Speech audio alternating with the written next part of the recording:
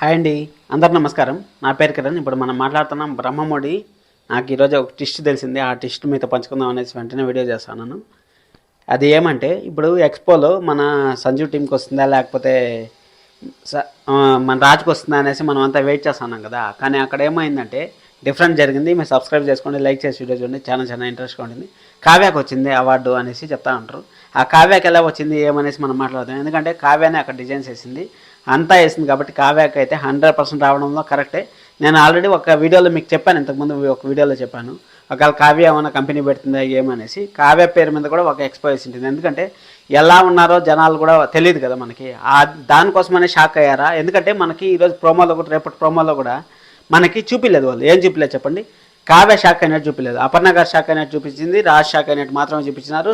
అలాగే వాళ్ళు సంతు కూడా షాక్ అయినట్టు చూపించారు. అంతేగాని మన కావ్య మాత్రం షాక్ అయినట్టు చూపించలేదు. ఎందుకంటే ఆడ కావ్యానే గెలిచింది. కావ్య గెలిస్తే కూడా ఇప్పుడు రాజుకి ఏం ప్రాబ్లం లేదు.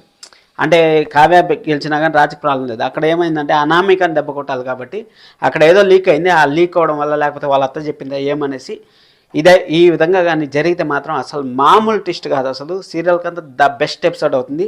ఇది మాత్రం ఖచ్చితంగా నాకు తెలిసినంత వరకు ద బెస్ట్ అంటే ద బెస్ట్ ఎపిసోడ్ అవుతుంది. మీకు ఎలా అనిపించిందో కామెంట్ చేయండి. కావ్యాకి నిజంగానే అవార్డు వచ్చిందా, లేకపోతే సంజు వాళ్ళకి వచ్చిందా, లేకపోతే మన రాజుకి వచ్చిందా, ఎవరికి వచ్చిందా అనేది ఖచ్చితంగా కామెంట్ చేయండి. చూద్దాం ఎంతమంది మీ ఒపీనియన్స్ ఏమేమి మాట్లాడుకుంటారు అనేసి ఒక ఐడియా వస్తుంది కదా. దానికోసం అనేసి ఈ వీడియో చేస్తాను. ఇంత వీడియో చూస్తాను, ఖచ్చితంగా నచ్చింది అనుకుంటాను. సబ్స్క్రైబ్ చేసుకోండి. Thank you so much. This is Kiran. Love you. By by all.